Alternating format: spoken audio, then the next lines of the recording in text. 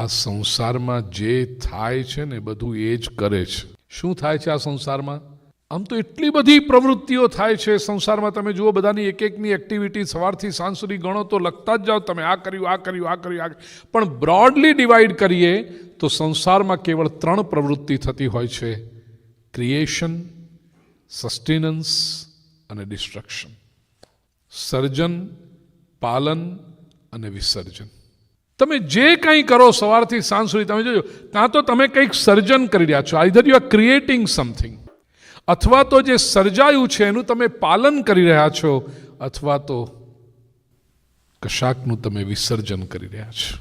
તો આ સંસારમાં 3 જ પ્રવૃત્તિ: વિશ્વોત્પત્તિ, આદિ. આદિ એટલે એટસેટ્રા, ઉત્પત્તિ, સ્થિતિ અને લય. હે તવે એ કરે છે પરમાત્મા.